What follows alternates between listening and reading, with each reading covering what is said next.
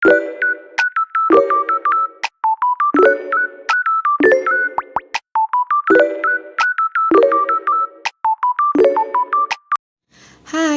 namaku Nahlia atau biasa dipanggil Aya.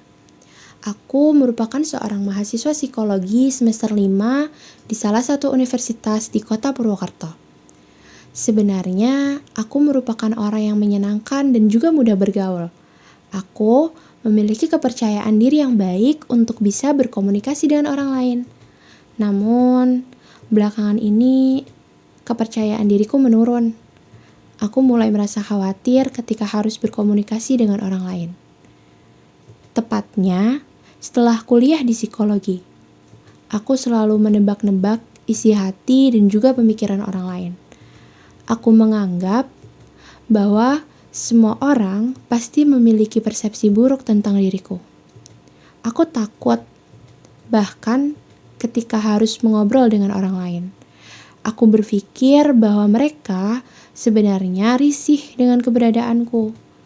Atau parahnya, aku bahkan berpikir bahwa mereka semua, orang-orang yang mengobrol denganku, telah merencanakan sesuatu yang buruk tentang diriku. Karena itulah, sekarang aku lebih suka menyendiri. Aku menghindari kontak sosial berlebih dengan orang lain, sekalipun dengan teman-temanku. Karena aku takut bahwa sebenarnya mereka tidak pernah menginginkan dan tidak pernah menyukai keberadaanku.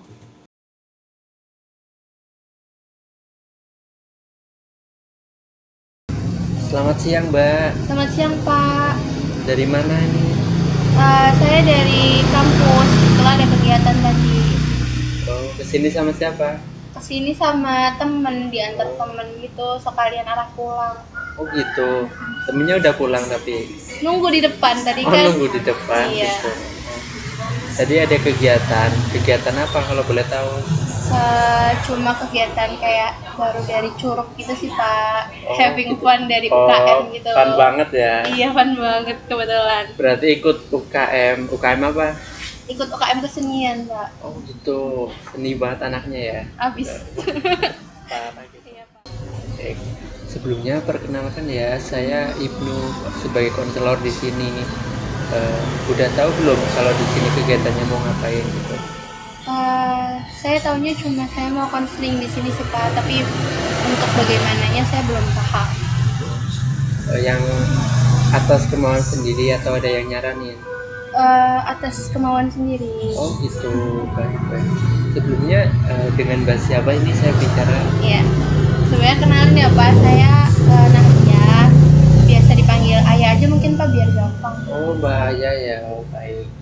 Jadi saya jelaskan dulu ya Mbak Aya, di sini kita mau melakukan konseling individu. Konseling individu itu proses bercerita gitu untuk mencari jalan keluar atau solusi yang atas permasalahan yang dialami oleh Mbak Aya sendiri gitu. Apakah bisa dimengerti Mbak Aya? Bisa, Pak. Oh gitu. Kabar hari ini gimana nih? Kabar hari ini cukup agak seneng sih, Pak, karena tadi baru main-main sama teman-teman kan. Gitu. Seneng ya berarti ya? Iya. Kuliahnya gimana nih? Kuliahnya lumayan sih, Pak. Kan saya udah semester 5 jurusan psikologi. Oh gitu. Jadi kayak mungkin Bapak juga tahu ya, Bapak kan psikologi ya? Iya, kebetulan saya psikologi juga. Iya, jadi semester 5 tuh kayak aduh banyak tugas gitu lah. Iya, paham. Saya bisa mengerti sih. Iya. Kuliah di mana kalau boleh tahu? Kuliah di UMP, Pak. Oh, UMP. Kota asalnya mana? Saya asalnya Solo. Solo. Oh, jauh juga ya. Jauh, Pak, merantau. Berarti di sini ngekos atau gimana? Ngekos. Ngekos. Kosnya di mana? Kosnya agak jauh sih dari kampus. Agak jauh ya, tapi lumayan ya gitu. Iya. Kalau boleh tahu apa nih yang membuat Mbak Aya kesini gitu? Jadi mungkin langsung aja cerita boleh ya, Pak? Oh silakan boleh. Jadi sebenarnya saya tuh ngerasa agak khawatir aja sih, Pak, sama diri saya sendiri belakangan ini. Jadi Mbak Aya merasa khawatir ya? Rasa khawatir kenapa itu? karena saya juga nggak tahu sebenarnya pastinya apa, tapi karena saya tuh ngerasa saya mulai menutup diri dari teman-teman, terus saya mulai membatasi kontak sosial sama teman-teman gitu, makanya saya agak khawatir nanti ke depannya gimana gitu. Oh, jadi Mbak Aya merasa khawatir dengan kejadian-kejadian tersebut ya. Sudah berapa lama Mbak Aya merasakan seperti itu? Kalau saya juga agak lupa ya Pak, tapi sepertinya itu mulai di semester 3 atau 2, 3 awal deh kayaknya Pak. Itu awalnya gimana Mbak? Jadi gini Pak, waktu semester 2 itu kan di psikologi mungkin Bapak juga tahu ya Pak, lebih tahu gitu. Kayak udah mulai ada belajar psikologi sosial, belajar gitu-gitu, dimana saya tuh mulai belajar tentang gestur orang, lihat sifat orang, lihat persepsi orang tuh dari gesturnya, dari ekspresi muka kayak gitu. Terus semenjak itu tuh saya ngerasa saya tuh punya kemampuan gitu loh Pak untuk bisa paham orang ini tuh persepsinya ke saya tuh bagaimana gitu. Oh gitu, jadi hal tersebut yang membuat Mbak Aya merasa cemas gitu. Iya, soalnya semenjak saya paham ilmu itu, saya ngerasa punya kemampuan itu, saya tuh jadi kalau lihat orang tuh gimana ya Pak, kayak saya tahu gitu loh Pak, saya berpikiran bahwa orang itu pasti punya kecurigaan terhadap saya, orang itu pasti punya persepsi buruk tentang saya gitu. Jadi saya kurang bebas gitu Pak dalam berekspresi, terus kurang bebas dalam menjalin kontak sosial sama mereka gitu. Saya dapat memahami sih ya, apalagi baru belajar psikologi gitu. Tapi sebelumnya sikap Mbak Aya seperti ini juga atau baru dimulai ketika masuk psikologi gitu? Kalau seingat saya, mungkin Bapak juga lihat saya, Iya. kayaknya sebenarnya saya tuh agak-agak ekstrovert dikit. Introvert. Jadi sebelum paham ilmu itu tuh ya saya biasa aja Pak, kayak bergaul sama orang, terus saya juga bahkan sama orang asing itu saya bisa langsung ngobrol panjang gitu. Tapi semenjak saya paham itu, saya tuh kayak udah males komunikasi sama orang, karena saya tahu dari gestur mereka tuh paling mereka juga nggak suka sama saya gitu kan. Baik, saya dapat memahami sih ya, apalagi sebagai anak psikolog kadang kan kita menebak-nebak isi hati orang lain gitu. Tapi dari kejadian tersebut, apakah Mbak Aya pernah yang Mbak Aya pikirkan itu terjadi secara nyata gitu? Ketika Mbak Aya membayangkan orang tersebut berpikir negatif, apakah perilaku orang tersebut juga menunjukkan ketidaksukaannya gitu kepada Mbak Aya? Kalau itu sebenarnya juga saya kurang paham ya Pak, tapi karena saya nggak pernah nanya langsung ke teman atau nggak pernah nanya langsung ke orangnya, saya cuma punya pemikiran sendiri bahwa misalkan dari gesturnya, dari cara dia ya kayak gini atau bagaimana, itu sepertinya dia punya persepsi buruk tentang saya, tapi ya udah ditutupi aja dengan sikap-sikapnya yang lain. Padahal untuk kenyataannya mereka sebenarnya tetap baik Pak ke saya, mereka tetap mau diajak ngobrol sama saya, tapi sayanya aja punya pikiran itu gitu, bahwa semua itu fake gitu. Oh begitu ya Mbak. Tapi sebelum masuk ke psikologi, Mbak Aya orangnya gimana ya dalam hal pertemanan gitu? Dalam hal pertemanan, basicnya saya sebenarnya suka berteman Pak. Jadi saya tuh dulu punya banyak teman, ya nggak deket sih, tetap teman-teman biasa aja nongkrong gitu. Oh begitu Mbak. Tapi semenjak masuk ke psikologi, jadi merasa punya kecemasan dan kekhawatiran itu tadi ya? Iya, jadi yang sebelumnya saya punya banyak teman, saya bisa ngobrol apa aja sama orang baru gitu ya Pak. Tapi setelah belajar ilmu psikologi yang itu, saya jadi kesusahan sendiri Pak untuk bisa membuka diri, untuk bisa buka relasi baru. Karena saya punya kecurigaan gitu loh Pak. Jadi setiap saya ngobrol sama orang, saya ngerasa pasti orang ini punya persepsi buruk nih sama saya. Jadi saya nggak terbuka dalam hal pertemanan, dalam hal obrolan gitu. Saya mulai tertutup Pak.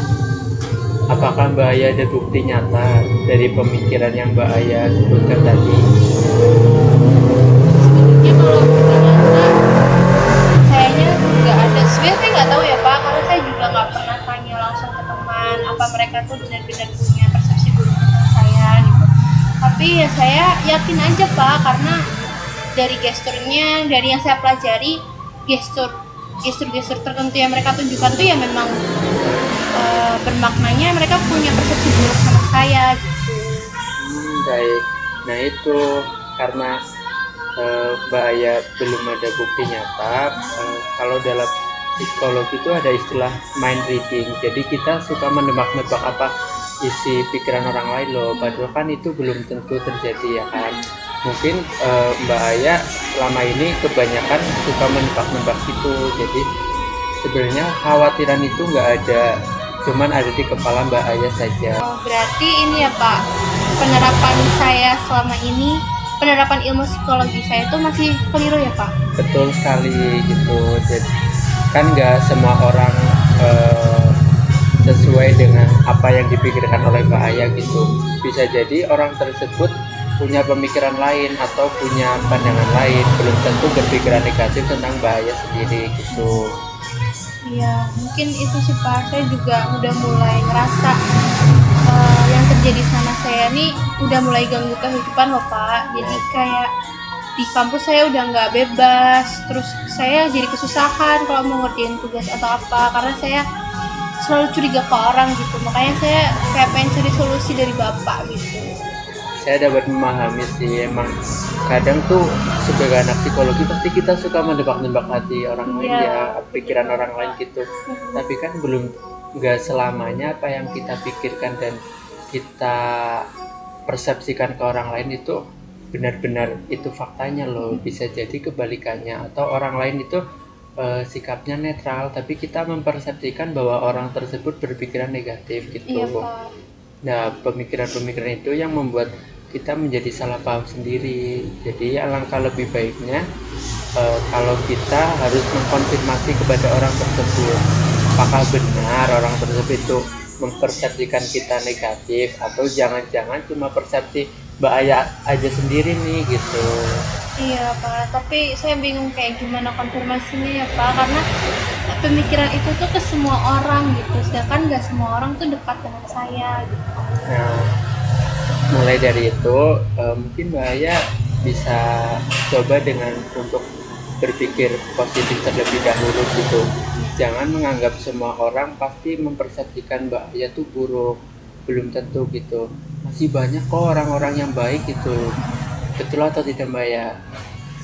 Sepertinya betul sih Pak, karena perilaku sikapnya mereka teman-teman saya ke saya itu sebenarnya baik Pak, cuma saya aja yang suka menebak-nebak gitu. Nah itu sebenarnya semua orang tuh peduli sama Mbak Aya, tapi karena sikap Mbak Aya sendiri yang menutup itu, jadinya seolah-olah mereka tuh membenci Mbak Aya, padahal kan enggak gitu. Iya. Mereka juga merasa bingung, ini Mbak Aya kenapa ya, padahal kan sebenarnya orangnya welcome, Iya. bisa berteman gitu, tapi dengan persepsi yang Mbak Aya buat sendiri yang menutup mereka untuk apa ya? Bisa berteman ya. Iya, buat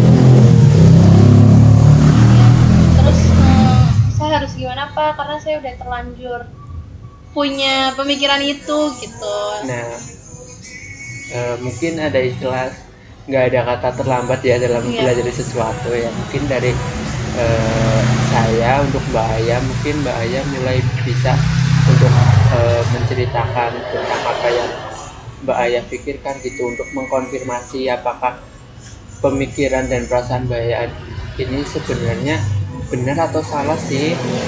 Untuk mengetahui itu semua kan kita harus mengkonfirmasi ke orang lain. Jangan-jangan itu cuma pemikiran apa yang ada dalam diri kita sendiri gitu. Dan yang kedua, mulailah membangun dengan berpikiran positif gitu, karena dengan berpikiran positif kita bisa mengurangi kecurigaan orang lain terhadap diri kita sendiri maupun sebaliknya. Apakah bisa dipahami Mbak? Mau tanya boleh Pak? Boleh, silakan. Jadi tadi kan Bapak yang pertama bilang harus konfirmasi, berarti nggak apa-apa ya Pak kalau saya tanya ke orang gitu, karena saya takut Pak buat bertanya. Nggak apa-apa banget, malah kan seperti yang Mbak Aya mungkin udah ketahui ya, di psikologi kan salah satu untuk mengungkapkan perasaan atau ingin mengetahui perasaan kan dengan cara mengungkapkannya gitu. Iya betul. Nah, cara mengungkapkannya adalah dengan bertanya. nggak bisa tuh kita hanya sekedar menebak-nebak, karena belum tentu apa yang kita pikirkan itu sama dengan yang orang lain pikirkan gitu. Iya, mungkin agak susah sih Pak, tapi bantu saya ya Pak. Iya gitu. Mungkin sebelum eh, ditutup sesi ini, saya ingin memberikan tugas ya kepada Mbak Aya, dengan cara ketika Mbak Aya ingin melakukan kontak sosial atau interaksi sosial, kemudian timbul pikiran-pikiran negatif itu, mungkin Mbak Aya bisa mencatat pikiran-pikiran negatif itu, dituliskan. Kemudian dari tulisan-tulisan itu Mbak Aya jawab sendiri, apakah benar ketika saya berpikir seperti itu orang lain mempersepsikannya seperti yang dipikirkan oleh Mbak Aya sendiri. Jangan-jangan itu hanya di pikiran Mbak Aya sendiri gitu. Oh, berarti setiap saya berpikiran irasional kayak gitu, tidak benar kayak gitu, saya langsung nyatet ya Pak di kertas Iya. dan mencari bukti nyatanya gitu. Iya gitu. Kalau boleh tahu ada jangka waktunya nggak Pak? Ada mungkin seminggu lagi kita bisa bertemu lagi ya untuk melihat iya. apakah udah ada perbedaan dari Mbak Aya sebelum sesudah dari sini gitu. Iya, baik. Apakah bisa diterima Mbak Aya? Bisa Pak, bisa Gitu bisa. ya. Sekarang gimana perasaan dan pikiran sendiri?